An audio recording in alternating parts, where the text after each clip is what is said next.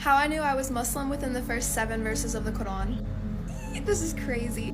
So I was Christian my whole life. I went to Christian school, I did Sunday schools, I did vacation Bible schools, I did Bible studies. My parents even hosted like college level Bible study courses at our house for a good chunk of my childhood. And even when I was like more agnostic in high school, I still believed in God. Like I believed that there was a God, a greater being of the universe, and that, everything's connected and has a purpose. And when I got to college, I decided that I wanted to start going to one of the college Bible studies at a local church. And I went to go get a new Bible that had margins so that I could take notes, because I really wanted to get closer to my faith and become, a better follower of God. And while I was at the bookstore, there was also a copy of the Quran sitting on the shelf. And I remember thinking to myself, oh, well, that's the same God. Like, I would love to read this someday and understand how other people think and what they believe. Foreshadowing. So I take it home and I don't read it for like a year. Like a full year. I was like, nope, I'm focused on the Bible. I'm Christian. Like, I want to have like a very thorough understanding of the Bible before I read the Quran. Because I was going to read it as like an outsider, like just to understand what other people think, And so in that year, I was just really focused on the Bible, and I was going to church a lot. I was going to youth group every week. I was reading a lot on my own. I was taking notes. I was watching like lectures online. I was reading theology papers, like the whole thing. And every now and then there would just be like something I would read or come across, or something someone would say in a sermon, and I would just be like, I don't know about that. And it's anyone who's like gone through, doubting your faith, it's very frustrating. It's stressful, because you're like, no, like I believe, but like I just don't understand this thing. And so every time I would have those moments of doubts, I would literally just like take a minute, breathe, and I would pray. And I would pray something very specific. I never read it anywhere. I didn't hear it anywhere. It just came naturally. I would use these very specific words. I would start by being thankful. I would tell God, literally, thank you for everything that you've given to me. I have so many blessings. Thank you. Thank you for all of them. Then I would say, by the way, you're the only one that I want to worship. I don't want to go to anything else. I don't want to leave you. I don't want to leave God. Whatever you tell me goes. So I don't want to worship anyone else. I'm not asking for help from anyone else. I would ask to be guided and to be kept on a straight path.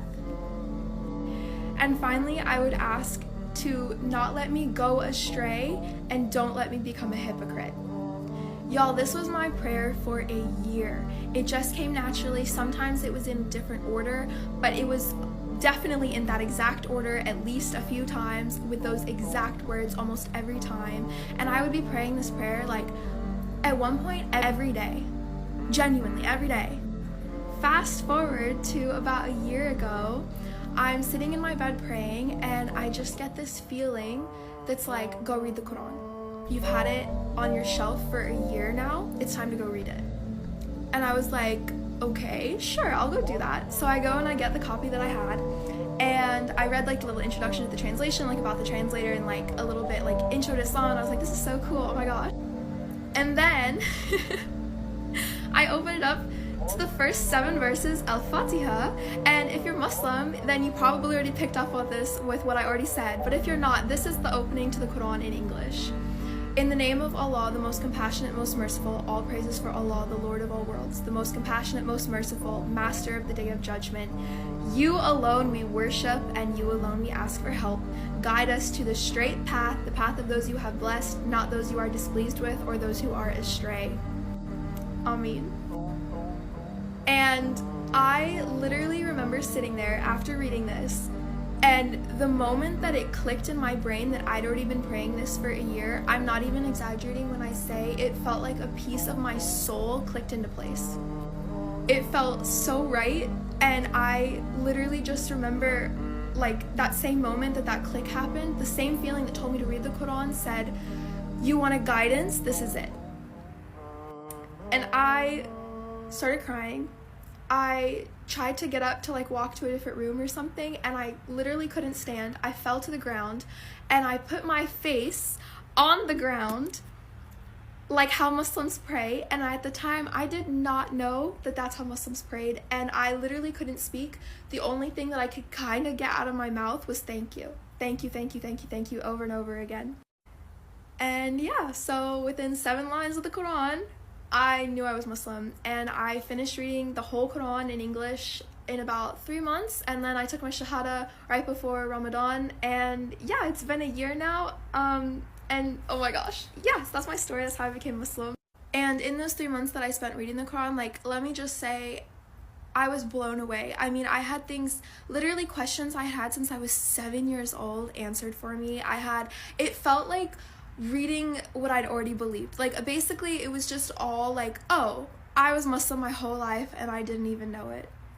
I also didn't know this at the time, but like, that prayer, Al-Fatiha, if you're doing all 5 prayers for the day and like with all the repetitions, you pray it a minimum of 17 times a day. And I had already been praying it basically daily before without even knowing. So yeah, I think, yeah, I'm so grateful that this is my story too, because, you know, like, as Muslims, like, making sure you do salah on time and like your focus can be really difficult. So it's such a blessing that, like, literally if I don't feel very, you know, focused in my prayer, I literally just get to slow down during Al-Fatiha and basically relive the moment that I realized I was Muslim. And yeah, I'll never get over it. I'll never shut up about it. Oof, it got a lot darker out. But that's my story. I am so genuinely blessed to be Muslim now. Like, it has improved my life so much in so many ways. And yeah, to anyone watching this, may Allah bless you and your family, and I hope you have a wonderful day.